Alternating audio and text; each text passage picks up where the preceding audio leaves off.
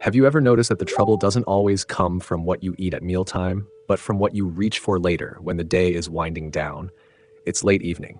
Dinner is behind you. Maybe you're sitting in your favorite chair, watching TV, reading the paper, or catching up with family. Then it happens.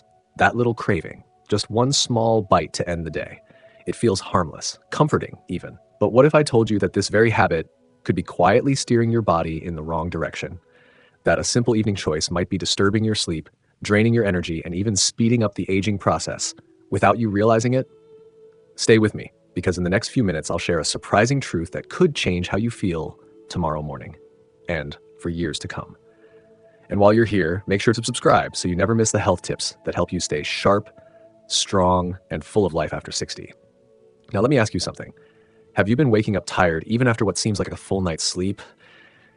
Do you sometimes notice your memory isn't quite as sharp, or your joints feel stiffer in the morning?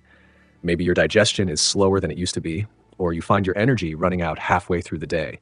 You try to brush it off thinking, well, that's just aging. But deep down you wonder, is this really normal? Or is something quietly working against me? I see this all the time in my patients over 60. They want healthy aging. They want the energy and longevity to keep doing the things they love. Yet something, often invisible, keeps getting in the way. Does that sound like you? If it does, you're not alone. Many people your age are facing the very same thing, and in just a moment I'll show you why. If this is your first time with me, let me introduce myself. My name is Dr. Jonathan Miller.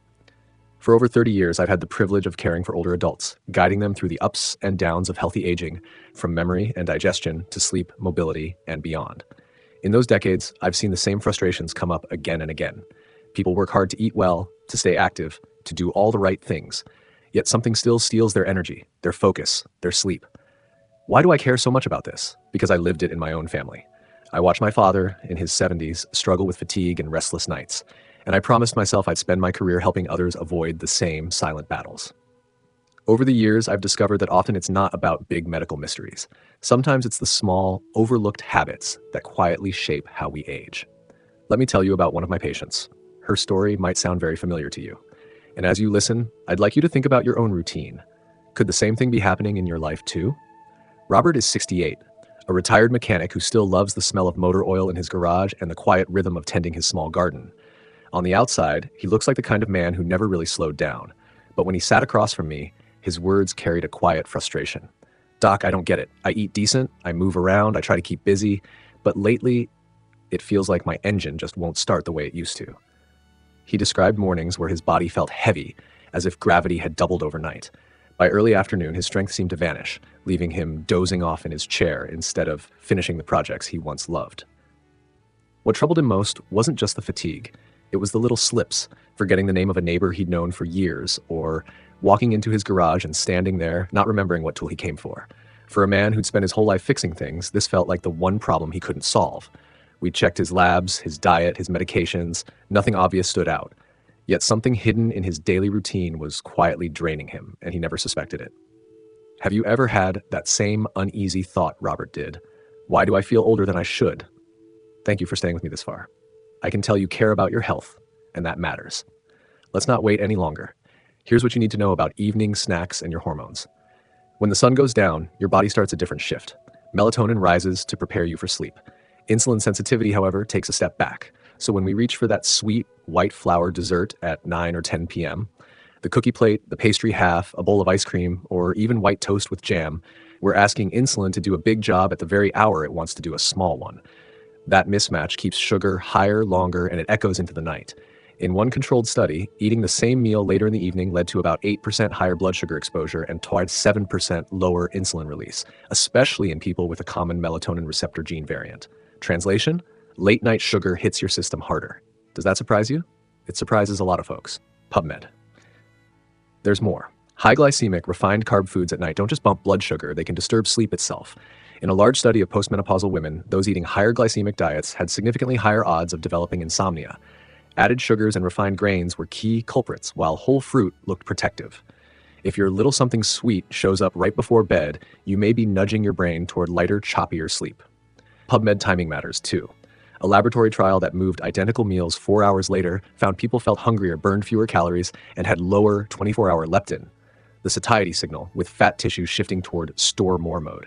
Think of it like dimming the furnace and turning up the pantry light. Late eating moves hormones towards storage, not restoration. Science Daily. Now let's talk about the evening snacks that quietly throw off balance and what to reach for instead. First, refined sugar desserts and white flour treats.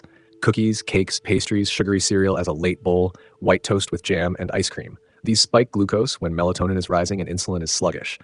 That not only jars your nighttime sugar control, it also blunts your natural growth hormone surge in the first deep sleep cycle, a hormone that helps preserve muscle and repair tissues.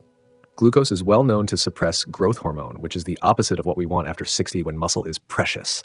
Picture your body's night shift mechanic waiting to do repairs, and you cut the power to his tools. What to do instead? Aim for a small, steady snack that pairs protein plus fiber, about 150 to 200 calories total, finished at least 2 to 3 hours before bed. Plain Greek yogurt, half to a quarter cup, 100 to 170 grams with cinnamon and a few berries, quarter cup.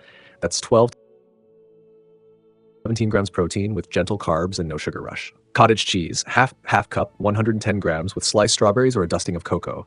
14 grams protein, slow release through the night. Small apple plus 1 tablespoon peanut or almond butter, fiber plus healthy fats to steady glucose.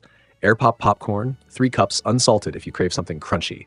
It's whole grain volume with 3 to 4 gram fiber. Skip butter to avoid reflux. Keep portions modest. The goal is calm, not full. Second, deep fried and ultra-processed salty snacks at night. Potato chips, fried crackers, breaded bites, and processed meats like jerky or sausages. Why do these matter for hormones? The sodium can push nocturia, more bathroom trips, which fragments sleep. Poor sleep, in turn, raises cortisol and nudges appetite hormones the next day.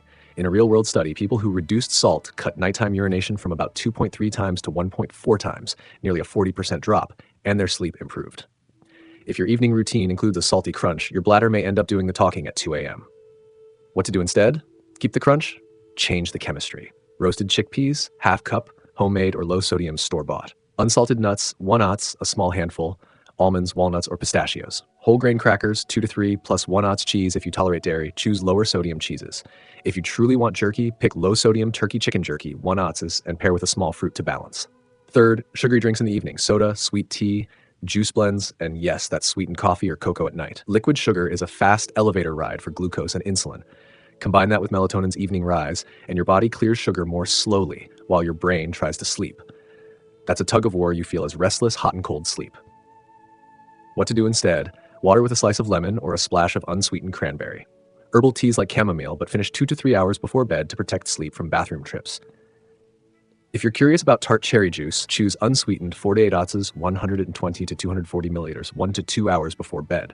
Small trials in older adults suggest better sleep continuity and, in one pilot study, 84 minutes more sleep. Promising but early data. If you have diabetes or need to limit carbs, keep this occasional. SciSpace, PubMed. Fourth, a quick note on healthy-sounding sweet bites. Granola clusters, energy balls, or protein cookies. Many are still sugar-forward. Read the label. Keep added sugars per 6 to 8 grams per snack at night, and aim for 10 to 15 grams of protein if you're truly hungry. If sleep is your main complaint, there's an interesting whole food option. Kiwi fruit.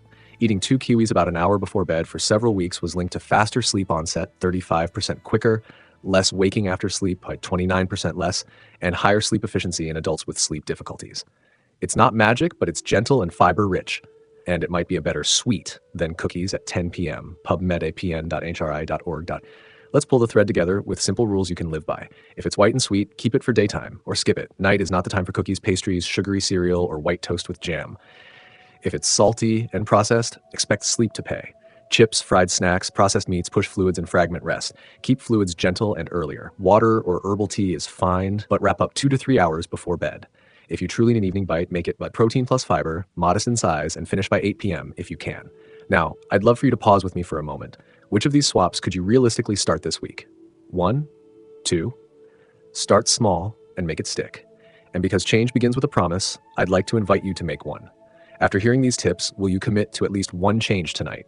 Perhaps swapping cookies for yogurt or chips for roasted chickpeas? If you write that promise in the comments, you make it real, and I'll be cheering you on. So let's take a moment to pull it all together. We've been talking about something so ordinary, so familiar, that evening snack. For many of us, it's just a little habit before bed, but as we've seen, it can do more damage than we realize. Those sweet or salty bites late at night don't just sit quietly in your stomach. They stir up your hormones, confuse your sleep signals, and chip away at your energy for the next day. Think back to Robert, the gentleman I mentioned earlier. Once he swapped those nightly cookies for a small bowl of Greek yogurt with blueberries, his nights changed. He started waking up with steady energy instead of grogginess. His blood sugar evened out. And here's the best part. He told me he felt like he finally had control of his body again. And that's what I want you to remember. You don't have to give up all your favorite foods. You don't have to be perfect. You just need to be mindful of what you put into your body in those final hours before bed. Small changes, one less cookie, one more handful of nuts, a switch from soda to herbal tea can make all the difference. If Robert could see such changes in just a few weeks, why not you? Why not start tonight? Take a moment right now and reflect. After listening to today's tips, do you feel ready to change something in your evening routine? Maybe it's cutting down on sweets. Maybe it's choosing a lighter snack. Maybe it's just promising yourself water instead of soda. Whatever it is, I encourage you to share it in the comments. Writing it down makes it real. It's like making a promise to yourself. And once you take that step, you've already won half the battle. If today's video gave you a useful tip you can apply tonight, then let's keep building on that together. There are many other simple habits, just like your evening snack, that can quietly shape how well you sleep, how much energy you wake up with, and how healthy you feel in the years ahead. So if you found this helpful, hit the like button, share it with someone you care about, and make sure you subscribe. That way, you won't miss the next videos where I'll share more small changes that can make a big difference after 60.